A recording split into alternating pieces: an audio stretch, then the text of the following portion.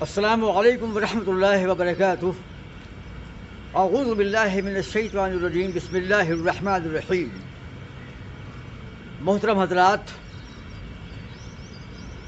اس سے قبل ہم نے آپ سے شہر بترا یا پیٹرا سٹی کے تعلق سے بتایا تھا کہ پیٹرا سٹی جو وادی اردن، وادی موسیٰ کے پاس ہے، اس کے مغرب میں بحر مردار ہے، ڈیڈ سی ہے، اور اس کے بعد میں اور بائیں طرف جو ہے میڈیٹرینین سی ہے۔ تو جس طریقے سے پیٹرا سٹی کو ان کی سرکشی و تمرد کی بنا پر برباد کر دیا گیا تھا، ایسے ہی بحر مردار جو ڈیڈ سی ہے، تو ڈیڈ سی کے جنوب میں سدوم نام کی ایک بستی تھی،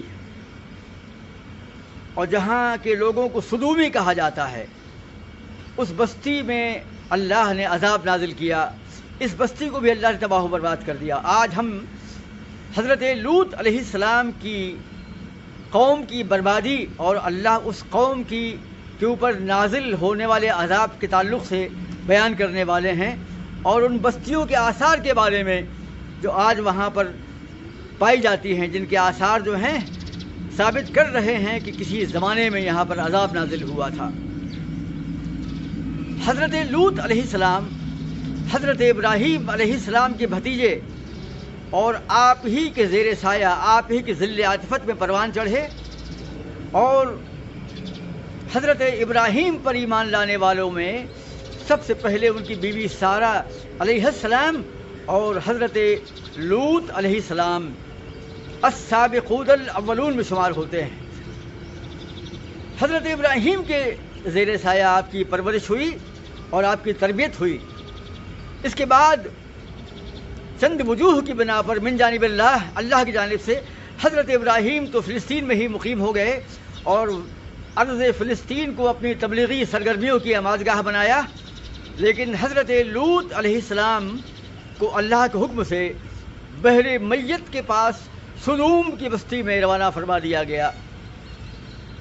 حضرت لوط علیہ السلام بحر مردار کے جنوبی حصے میں سدوم کی اس بستی پر مقیم ہوئے۔ جب یہاں پر وارد ہوئے، آپ تشریف لائے، تو یہاں کی قوم جو ہے بے حد فحاشی کے کاموں کو انجام دینے والی تھی۔ ایک بدترین ہیبٹ، ایک بدترین عادت جس کو اغلام بازی کہا جاتا ہے، یعنی اپنی جنسی ہوس کو، اپنی جنسی خواہش کو بجائے عورتوں اور لڑکیوں کے نوجوان لڑکوں سے پوری کی جاتی ہے۔ اس کو سدومیت کہا جاتا ہے۔ انگلش میں اس کے لیے سوڈومی کا لفظ آتا ہے، سوڈومی یعنی سدومیت، اور جو لوگ اس عمل بد کا شکار ہوتے ہیں انہیں سوڈومائٹ کہا جاتا ہے۔ تو جب حضرت لوط علیہ السلام سدوم میں وارد ہوئے تو اس قوم کو انتہائی تباہ شدہ اور برباد پایا، اخلاقی اعتبار سے بے انتہا ذلیل اور خوار پایا۔ آپ نے اس قوم کو دعوت پیش کی کہ بدترین عمل ہے، اور تم سے پہلے کسی اور دنیا کی کسی قوم میں یہ عمل نہیں پایا جاتا، تم اپنے اس عمل میں اولین ہو۔ یہ ایک بدترین عمل ہے کہ اللہ کے حکم کے مطابق عورتوں اور لڑکیوں کے بجائے تم اپنی جنسی خواہش کو لڑکوں سے اغلام بازی کے ذریعے سے، سوڈومی کے ذریعے سے پورا کرتے ہو۔ ان کی قوم نے انکار کیا، وہ قوم راہ راست پر نہیں آئی۔ چند لوگ جو ہیں البتہ ایمان لائے، جو آپ کے ساتھی کہلائے، مومنین کہلائے، اور یہ اللہ نے ان کو بچا بھی لیا۔ جب یہ لوگ نہیں مانے تو اللہ نے آسمان سے پتھروں کی بارش کی، اور آسمان سے آگ اور گندھک کو برسایا، اب پوری بستی کو تباہ و برباد کر دیا۔ ان کے مکانات یعنی سدوم کے پورے مکانات، ان کی عمارتیں جو ہیں ڈیڈ سی یا بحر میت کے ساحل پر غرق کر دی گئیں، تباہ و برباد کر دی گئیں، انہیں دھنسا دیا گیا۔ تاریخ بستانی کے حوالے سے معلوم پڑتا ہے، اور وہاں کے مقامی لوگ جو آج وہاں پر مقیم ہیں وہ کہتے ہیں کہ ہمارے یہاں یہ تاریخی روایت چلی آ رہی ہے کہ پہلے سدوم کی بستی جو ہے اس زمین پر آباد تھی۔ پہلے یہاں سمندر نہیں تھا، بلکہ پوری سپاٹ زمین تھی، لیکن صدومیوں کی اس بدعملی کی بنا پر، اغلام بازی کی بنا پر اللہ نے اس زمین کو 400 میٹر تک گہرائی میں دھنسا دیا اور تہو بالا کر دیا اور جگہ جگہ زمین کو شک کر دیا۔ ایک روایت تو یہ ہے کہ پہلے یہاں سپاٹ زمین تھی، لیکن ان کے گناہوں کی بنا پر اللہ نے زمین کو دھنسا دیا اور 400 میٹر کے گہرائی میں چلی گئی اور زمین سے پانی نکل آیا اور یہ پانی بن گیا۔ ایک تو یہ ہے، اور کچھ مورخین کہتے ہیں کہ یہاں سمندر تھا اور سمندر کے ساحل پر، یعنی بحر مردار جس کو ہم ڈیڈ سی کہتے ہیں، تو ڈیڈ سی کا وہ علاقہ جہاں سدوم اور زغر نام کی بستی آباد تھی، یہ علاقہ جو ہے بحر لوط کہلاتا ہے۔ پورا علاقہ، پورا سمندر جو ہے ڈیڈ سی ہے، بحر مردار ہے۔ لیکن جس مقام پر یہ حادثہ ہوا، جس مقام پر قوم سدوم پر یہ عذاب آیا، اس علاقے کو، سمندر کے علاقے کو ہم کہتے ہیں بحر لوط۔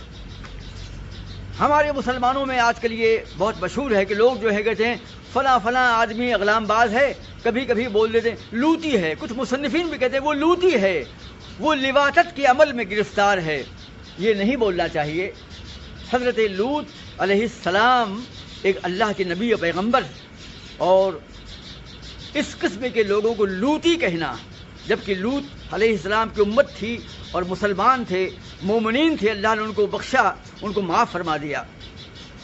تو حضرت لوط کی قوم کے اس عمل کو لواطت کہنا، اور جو اس اغلام بازی کو کرتا ہے اس کو لوطی کہنا جو ہے مناسب نہیں ہے، بلکہ اس کے لیے انگلش میں جو ہے ایک ورڈ ہے سوڈومی، یعنی اغلام بازی، یعنی بجائے عورتوں کے لڑکوں سے جو ہے اپنی جنسی خواہش کو پورا کرنا، تو سوڈومی کہنا چاہیے، سدومیت کہنا چاہیے کہ ان میں سدومیت پائی جاتی ہے، وہ سوڈومائٹ ہے کیونکہ ان میں سوڈومی پائی جاتی ہے۔ ہمیں یہ نہیں بولنا چاہیے کہ وہ لوطی ہے یا اس کا عمل جو ہے لواطت کا عمل ہے، یہ الفاظ جو ہیں مناسب نہیں ہیں۔ اور مولانا حفظ الرحمان سیوہاروی نے اپنی کتاب قصص القرآن میں اس سے منع فرمایا ہے، یہ تنبیہ فرمائی ہے۔ تو آج وہاں پر جو ہے جب یہ قوم نہیں مانی تو اللہ نے آسمان سے پتھر برسائے اور آسمان سے آگ برسائی اور گندھک برسایا اور پوری قوم کو برباد کر دیا گیا۔ تمام مکانات اور تمام عمارتیں وہاں دھسا دی گئیں۔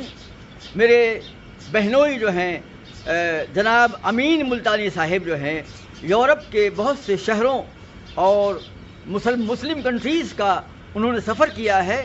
موصوف نے فرمایا کہ وہ ڈیڈ سی کے پاس پہنچے اور پورے علاقے کا مشاہدہ کیا اور بالکل ویران علاقہ ہے، اور تفصیل میں ان سے کل ملاقات نہیں کر پایا، انشاءاللہ ملاقات کر کے تفصیلی معلومات کسی دوسری ویڈیو میں ان سے بتاؤں گا۔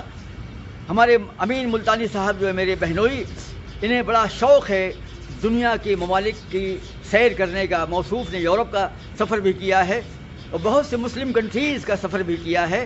تو بحر میت میں گئے تھے، یہ ڈیڈ سی کے پاس گئے تھے اور ان بستی کا مشاہدہ کیا، تفصیل ان سے معلوم کر کے انشاءاللہ ہم بتائیں گے۔ تو آج بھی قصص القرآن میں شیخ حفظ الرحمان سیوہاروی فرماتے ہیں کہ آج جدید دور میں سائنٹسٹوں نے اور ماہرین جغرافیہ نے اور ماہرین آثار قدیمہ میں ڈیڈ سی کے ساحل پر وہ تمام آثار اور شواہد و دلائل پا لیے ہیں، تسلیم کر لیا ہے کہ کسی زمانے میں یہاں عمارتیں تھیں، کسی زمانے میں یہاں ایک بستی تھی اور یہ زمین پہلے کافی اچھی تھی، لیکن کسی حادثے کے نتیجے میں اس زمین کو برباد کر دیا گیا۔ یہ زمین جو ہے دور دور تک شق کی ہوئی ہے، ٹوٹی پھوٹی، اوپر نیچے دھنسی ہوئی ہے۔ اور ویسے بھی میں نے بستانی کے حوالے سے ایک تاریخی اثر پیش کیا کہ یہاں کے مقامی لوگ کہتے ہیں کہ پہلے یہ زمین سپاٹ تھی، پہلے یہ سمندر نہیں تھا یہاں پر، لیکن قوم سدوم کی سدومیت یا ان کے اس اغلام بازی کے عمل کی بنا پر اللہ نے اس زمین کو دھسا دیا اور یہاں سمندر پیدا ہو گیا۔ بات کوئی بھی ہو، لیکن یہ طے ہے کہ سدوم کی بستی کو اللہ نے زمین پر دھسا دیا، اور آج وہاں پر آثار قدیمہ کے ماہرین نے ان تمام نشانات کو پا لیا ہے، ان تمام آثار کو پا لیا ہے اور تسلیم کر لیا ہے کہ یہاں پر ایک قوم تھی اور وہاں عمارتیں تھیں، مکانات تھے جو دھنسا دیے گئے. اور بحر لوط کا یہ علاقہ، ڈیڈ سی میں بحر لوط کا یہ علاقہ جہاں پر یہ سدوم کی قوم آباد تھی، وہاں کی زمین کافی ناہموار ہے، دھنسی ہوئی ہے، جگہ جگہ پر ٹوٹی ہوئی ہے. جیسے پیٹرا شہر کے آس پاس کا علاقہ جو ہے، اردن کا مغربی علاقہ جو ہے، جو ڈیڈ سی کے جنوب میں مغرب میں ہے، وہ زمین بھی 400 کلومیٹر تک کی زمین جو ہے ناہموار ہے، ٹوٹی پھوٹی ہے، ایک دم شق ہے. تو اردن کی زمین پر جہاں جہاں اللہ کا عذاب نازل ہوا، وہاں کی زمین جو ہے ٹوٹی پھوٹی دھنسی ہوئی ہے. اور بحر لوط کا یہ علاقہ تو بالکل دھنسا ہوا ہے، اور یہاں پر وہ آثار مل چکے ہیں، اور سائنٹسٹوں نے قبول کر لیا ہے، اور ماہرین آثار قدیمہ نے مان لیا ہے کہ کسی زمانے میں یہاں ایک تہذیب تھی، اور کسی عمل کے نتیجے میں یا کسی حادثے کے نتیجے میں اس بستی کو برباد کر دیا. حضرات، میں نے آپ سے پہلے کہا تھا کہ اللہ کے رسول صلی اللہ تعالی علیہ وسلم نے دنیا کے ان ملکوں کا سفر نہیں کیا تھا، لیکن اللہ کے رسول کی زبان فیض ترجمان کے ذریعے قرآن عظیم کی آیات کے اندر اللہ نے ان 30 یا 32 اقوام کا تذکرہ کیا ہے. اور جن اقوام کا تذکرہ کیا ہے، تاریخ میں، جغرافیہ میں آج وہ اقوام پائی جاتی ہیں، اور وہ تمام آثار پائے جاتے ہیں جن کی بنا پر یا وہ جن کی بدعملیوں کی بنا پر جو ہے اس زمین پر اللہ نے اپنا عذاب نازل کر دیا. تو آج ماہرین آثار قدیمہ کے دلائل و شواہد ہمارے سامنے ہیں. وہ تسلیم کر چکے ہیں کہ کسی زمانے میں یہاں ایک کلچر تھا، ایک تہذیب تھی، ایک تمدن تھا جو کبھی برباد ہو گیا. وہ آثار قدیمہ اور وہ عمارتیں اور وہ آثار آج پکار کر کہہ رہے ہیں کہ یہاں پر ایک تمدن آباد تھا. لہذا ہمارے علماء کو اور ہم سب کو چاہیے کہ ہم قرآن عظیم میں بیان کردہ ان اقوام ماضیہ کے بارے میں معلومات حاصل کریں، اور تاریخ اور جغرافیہ کے دلائل و شواہد کی بنیاد پر ہم اس کی تحقیق کریں، اور سائنس کے ذریعے، علم جغرافیہ کے ذریعے زمین و آسمان کی گہرائیوں کو ناپیں، تحقیقی کام کریں، اور اس روشنی میں ہم دعوت اسلام پیش کریں. لیکن افسوس کہ ہمارے علماء اور ائمہ جو اس فیلڈ میں بہت پیچھے ہیں. البتہ قدیم زمانے میں نہیں بلکہ 100-150 سال پہلے مصر میں اور کسی حد تک ہندوستان میں بھی چند علماء نے اس کام کو انجام دیا.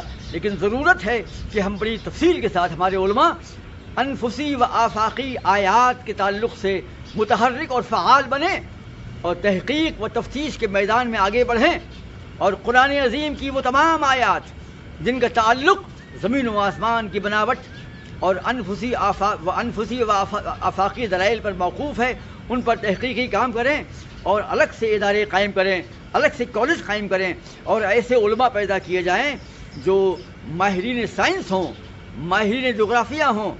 اللہ نے ویسے بھی کہا قل سیروا فی الارض فلینظروا کیف کان عاقبۃ المکذبین، کہ اے نبی آپ کہہ دیجئے کہ تم زمین کی سیر کرو تاکہ تم دیکھو کہ ان کا انجام کیا ہوا. یعنی اللہ نے زمین کی سیر کرنے کا حکم دیا ہے، اور مقصد کیا ہے کہ تاکہ تم اقوام ماضیہ کے حالات کا جائزہ لو، ان کو جانو. اللہ اکبر، یہ حکم تو اللہ کی فرضیت کا حکم ہے، مسلمانوں پر فرض مطلق ہے. اللہ نے حکم دیا ہے کہ تم زمین کی سیر کرو. ایک اور مقام پر ہے تاکہ تم دیکھو کہ ہم نے اسے کیسا بنایا ہے. سیروا فی الارض. اس وقت مجھے آیت یاد نہیں آ رہی کہ اے نبی آپ کہہ دیجئے کہ تم زمین کی سیر کرو تاکہ تم دیکھو کہ کیفا خلقت کی، اس کو کیسے بنایا گیا ہے. یعنی زمین کی سیر کرنا، اس کی تخلیق کے بارے میں، اس کی حیت کے بارے میں جانکاری حاصل کرنا مسلمانوں پر فرض ہے. اور اس فرض کو حکومت عباسیہ میں اور بنو امیہ میں اور اسلام کے اولین دور میں 100 سال کے بعد پورا کیا گیا. ہم تفصیل کے ساتھ میں ان سائنٹسٹوں کی تحقیقات کے بارے میں انشاءاللہ مستقل بولنے والے ہیں جن علماء نے زمین اور آسمان کے بارے میں تحقیق کی، دوربین کو ایجاد کیا اور رصد گاہیں قائم کیں اور تحقیقی کام کیے. حضرات، ہمارے اس چینل کو جو ہے سبسکرائب کریں اور اس کو لائک کریں اور شیئر کریں.